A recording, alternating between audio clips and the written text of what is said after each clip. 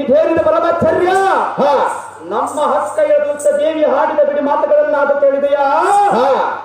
ಹಕ್ಕ ಸುಧಿಷ್ಠಾದೇವಿ ನಿನಗೇನಾದರೂ ಒತ್ತು ಹಿಡಿದಿರುವುದೇ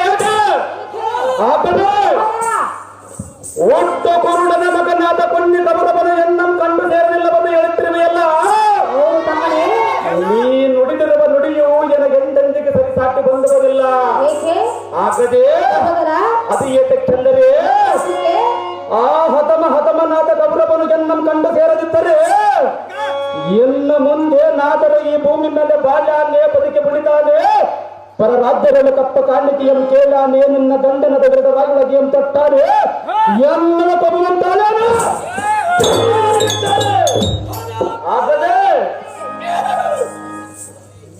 ಇದೆಲ್ಲ ಹಾಗಿರಲಿ, ನಿನ್ನ ಪಾಠ ಅಂತಃಕರಣ ಬಂದಿರಲಿ. ಹದಮನಾದ ಕೌರವನ 18 ಅಕ್ಷಣಿ ಸೈನ್ಯವೆಲ್ಲ ಒಂದುಗೂಡಿ ಬಂದಾಗಿ ಎನ್ನುಡಿನ ಕಾಲದಕ್ಕೆ ಬಂದರೆ ಬರಲಿ. ಆಗದೆ ತಪ್ಪದೆಯನ ಗೊಪ್ಪಿನಿ ಹಪ್ಪಣೆಯ ಮೆಟ್ಟರೆ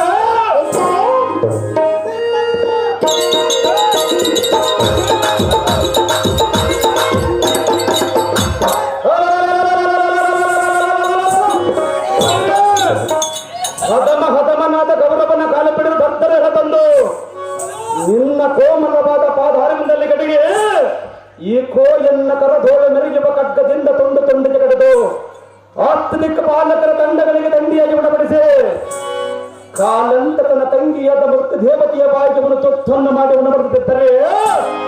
ಆದರೆ ಬಾಪುರಿಯ ಗಂಡನ ಗುಂಡಿಗಿರುವ ಗಂಡಗನ ಗೀತಕರನ್ನು ಹೆಸರು ಪಡೆದು ಜೀವನೆಯ ಮೆರಟಿನ ಹುಟ್ಟಿ ಸಾರ್ಥಕವೇನು. ಆಗದೆ ಆ ಹದಮನ ಜನ ಭಯವು ಎನ್ನುವ ಕಿಂಚಿತ್ತಾದರೂ ಇಲ್ಲ. ಆ ಭ್ರಷ್ಟ ಬರುವ ವಾಪಸ್ಸನ್ನು ಪಾರ್ಪಡಕ್ಕೆ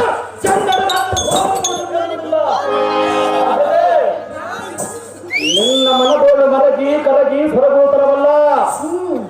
ನಿನ್ನನ್ನು ನೋಡುವ ಆತುರದಿಂದ ನಾನು ಓಡೋಡಿ ಬಂದಿರುವೆನಲ್ಲ. ಹೌದಲ್ಲ, ಮಾರ್ಗದಾಯಾಸವಾಗಿ ಎಲ್ಲ ದೇಹವು ಬಹಳ ಆಯಾಸಗೊಂಡಿರುವುದಲ್ಲ. ಹಾಗಾಗಿ ಸತ್ತ ಕಾರಣ ನನಗೆ ಸ್ವಲ್ಪ ಕುಡಿಯಲು ಜಲವನ್ನು ತರಿಸಿ ಎನ್ನ ಮನ ತಲ್ಲನ್ನು ಗಳಿಸಿ ಬಿಡದ ರಾಜನ ಕಾಂತೆ ಬಂದೆ ಸಂಭವಾದ ಕೀಟಕಾಗ್ತದೆ.